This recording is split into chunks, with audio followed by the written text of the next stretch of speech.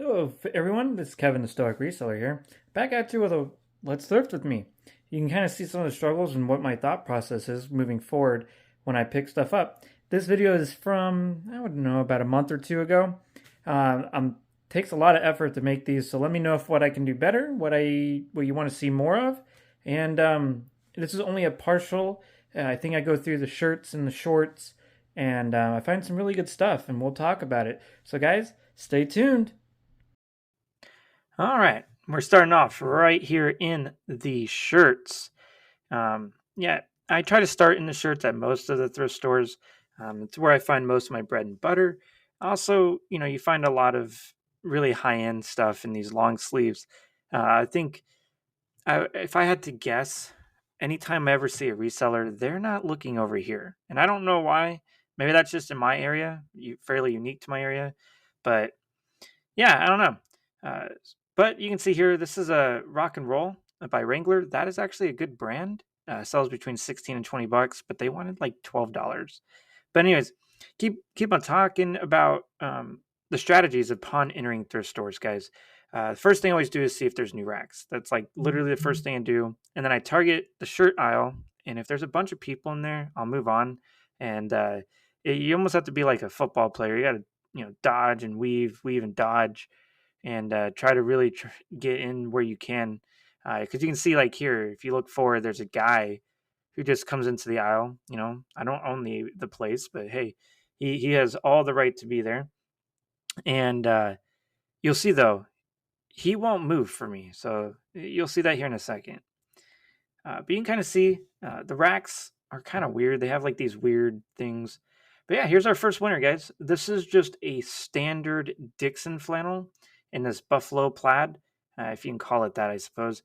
I remember that one specifically. It had a lot of hair on it, and I had to dry it a couple times. So it was, it came out and it sold real quick. What I do with the uh, like I don't know, crossover Dixons, when they team up with a brand of some sort, I always put original in the title. And I found like two or three of those and they sell so quickly, around $40 to $45. You can see here, I'm looking at some bonobos, I think is how it's pronounced. I'm not sure. I think they wanted too much. I was hoping it was a performance blend because like the nylon, um, you can see I put it in there. I don't end up picking that up uh, because it wasn't like the nylon or polyester with spandex blend that does really well in most of these button ups. It was just a regular cotton one. I thought it looked cool. Bonobos is one of those brands I want to be good because I see it all the time. It seems to be decent quality, and you take me back 2 years, and it was a good brand. You see me past Duluth there, guys. Men's Duluth just does not sell for me. I cannot, for the life of me, to get Duluth tops for men to sell. Ralph Lauren, it. I was just seeing. I saw some stuff I'd never seen before. I only buy them on clearance, and only if they're under $10 or $5, under $5. I price them at 17 plus shipping. Here's a shirt I was looking at. I do pick up quite a bit of Columbia, guys. You have to get these fishing shirts or like their woven shirts. You can kind of see there's, it's got some, nice little wrinkles going on there, but I did pick that up. That shirt has actually already sold. And, I sell those between $17 and $20. You're not going to get rich selling Columbia, but it is something that you guys have to take into account, especially if you're trying to increase your listing goal. I think, some other YouTubers have coined the phrase that, the quality of items go down the more you list. And that's just the unfortunate uh, aspect of listing more items. So, as I mentioned before, you have to pivot. I try not to waste as any time. So he blocked my way. I went over here. I couldn't see it. This is terrible camera work by me. I could not tell um, what this brand was. I'd never seen it before. You can see me. I'm going to look it up. Normally, I wait. I'll pick up stuff that's interesting and then I'll wait to the end. But the carts here are like those weird small ones that you'd see at TJ Maxx.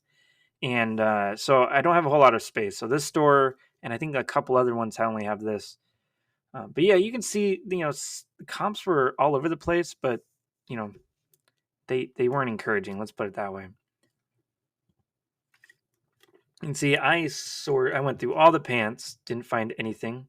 Come across this LL Bean vintage flannel. This item has, I believe, did I pick this one up? Because I picked one up recently. Yeah, I think I picked this up. And yeah, if I'm not mistaken, that sold for 25, and it sold pretty quick considering um, it's LL Bean and it's a flannel. Their flannels do okay in the obviously winter and fall times. But yeah, moving back to the pants here, you can see I'm just working backwards from the shirts up at the front of this rack. Um, I see these pants. I believe these were either Duluth or REI. Based on that tag that you can see there, that's an REI pair. I do pick these up uh, on occasion at the right price. The only thing with REI, guys, is you cannot get it with any form of flaws. It will not sell. The brand is very, very vanilla. It is basically knockoffs of Cool and Patagonia and Prana. And, not to say the quality isn't good. It's just, it doesn't sell for a high amount. And if it has any flaws, don't pick it up.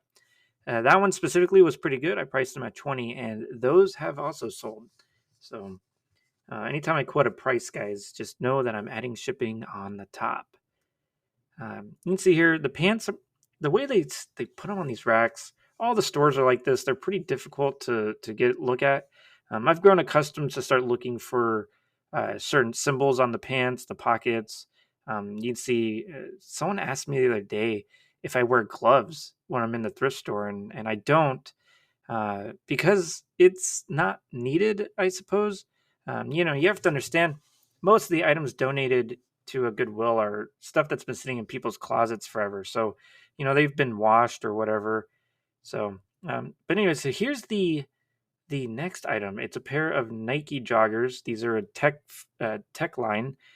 These I did buy. I spent I think $15 on them, but they sold extremely fast within like 2 days for like $55. So don't knock Nike, guys. Nike is one of the best sellers I have. Mm. Just so you guys know, the video is cropped pretty bad. You see a lot of stuff go on. Here's our next pickup. I think I paid $9 for this. This is Ministry of Supply. I believe this was the Apollo long sleeve. If you guys don't know, Ministry of Supply is an amazing brand. I believe the sell through has dropped a little bit, but it still sells. It sells for a decent amount of money. I believe I priced that at $30, and someone came in at an offer of 26. It's a great deal for a great shirt. People are, unfortunately, it's how the market's moving. You gotta get a deal on it, and then you have to give deals. You go back about 2 years, that Ministry of Supply shirt would be 45 bucks. All right, I didn't find anything else in there. And yeah, this is the polos and long sleeves, or actually, no, should be just golf polos and everything here. I know the camera angle sucks, but I apologize. It'll get better, I hope. I was looking at that. I kept coming across. It is a Nike Tiger Woods polo. I kept looking at it. And I passed on it because there was some, if I remember correctly, there were some snags on the back, and also just felt like worn out. Have you ever felt a shirt and it just, especially one of these performance shirts where it just feels worn out? So yeah, I passed that Texas Longhorns Under Armour polo, not because it isn't a good item. I would have bought that and priced it at $20, but because it was priced at probably around $10. My Goodwill likes to price Under Armour, Nike, and you pretty much name it. If it's a name brand, they price it too high. I'm going to show you. That was a terrible. So I skipped quite a bit. But look at this. This is another find, guys. If you're curious what I'm doing here, under the material tag of most cool items, you'll see a number on the back. Sometimes you can look it up. This was an older model, but being a button up, I believe I paid like $8.49 or something for it. that is the first guarantee buy. Um, there's an easy look. You see here, I do this. My cart's starting to fill up. So once that happens, I try to see what I'm buying, and I will, start dehangering them. I guess is the best way. But yeah, look at that camera angle. So now you know why I skipped a bunch of the flipping through here. And just like anything else, I'm sure you guys deal with it too. The amount of stuff that falls off the hanger is kind of nasty. I feel like I should get paid by, um, Goodwill to basically restock their shelves. I try to pick up all the items that I drop, and then see, like you can see here, it's just crazy. I mean, look at this craziness. It's like everything was just fine. It I hate doing the shorts sometimes, guys, especially in stores that do these double rack things. One, it makes for a terrible camera angle. Two, man, you get such a workout on your shoulders and your upper arms. So, yeah, those were interesting, but they weren't anything. I think they were Jerry's. You can see here, you always just got to look. You got to be meticulous. You have to feel the items. Typically, the way I find most of the good items is by feel. It's nothing on that top rack, and I'm very unfortunate, but you'll see here, I find some really good shorts in the coming up here pretty shortly. Now I think I'm moving to these. I mean, look at this mess, and mind you guys, this is right when the store opened, and so it's like, what the hell happened? That a Stitch Fix tag on it. I mean, geez, is there any worse brand than Stitch Fix? But here you go. So I normally buy this. This is the Prana Stretch Zion shorts. So the things you want to look for, guys. I buy a ton of this, so I am very quick to look at these, look these over. The first thing you want to look at, these seem to attract stains like mad on the thighs. So right, you can see here, I'm looking at this colorations. Immediately, I see something near the pocket. You kind of scratch at it, and this isn't a glory thing to do, guys. You're gonna get some dirtiness. The other thing I look at is just overall quality, and I'll tell you right now, looking at these in person, they were dingy as hell. Um, Maybe it would have washed out. There have been times where I bought something and took a chance on it, and it came out of the wash perfect. Those, most of the time I'm paying $12 for them, and those just weren't worth it. Here you can see I picked up some Patagonia shorts. They charged me $8.49, and yeah, those are the Quandary shorts. So guys, if you're curious, you can also look up Patagonia items, and I'd recommend right now, especially with Patagonia, to look up every single item. Their Some of their items are good, some of them are bad. Here's another bolo maybe for you guys. I haven't found or I haven't sold many of them because we're in off season. I did just sell one of these the other day, but if you're curious, that is Chrome Industries, very high end brand, very expensive, kind of like a casual athletic cycling brand. They're kind of like a little bit of everything. Very high quality items. I have those currently listed for around 45 to $50, depending on style. This is Patagonia as well, but if you don't know, I found those I actually found those pretty often, which I don't understand really. But they are I think they're called the thrifting short or something like that, and they have a terrible sell through.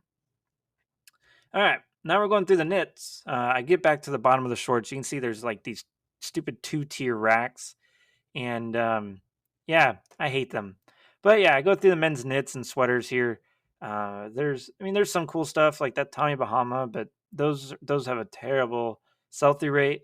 My thing is I'm willing to buy items that'll sell or at least have a high velocity of sales, and that does not have either. So it is just what it is, guys.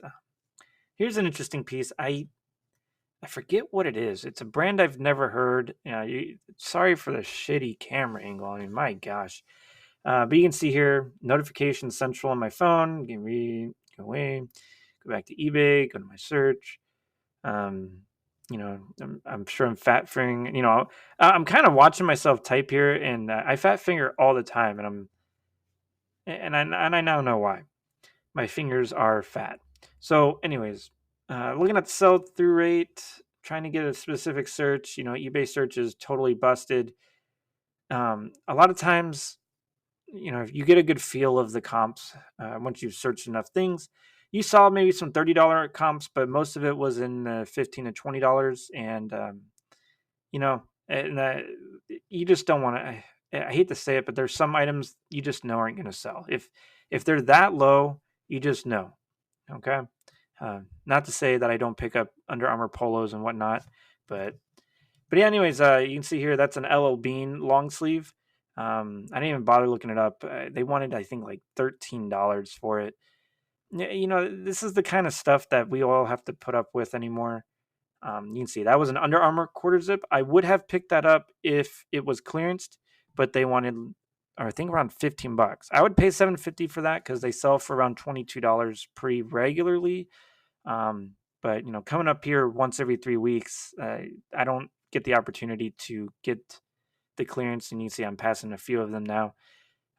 But actually, guys, that's going to change. I think my wife and I are setting a 6-month plan, so I actually might be doing this pretty regularly. I'll probably be coming up once a week for quite a while, at least 3 weeks of the month, and be getting as much stuff. We really want to pay off some debt. We want to make sure my wife's able to work from home after her layoff. So we're gonna try to get out of as much leverage as humanly possible. But yeah, here is the cream of the crop find. I'm sorry, this is just another pair of Chrome Industry shorts. The next find you're gonna see here is the cream of the crop. And yeah, guys, I mean, oh, never mind. There's one more. That I don't know why I didn't pick that up. That was Chrome Industries as well, and it was something I should have probably picked up. I think what I saw was there was a lot of damage to the reflective material, and so I just didn't want to deal with it. But here you go, guys. Last item of this video. If you guys don't know, this is Outlier.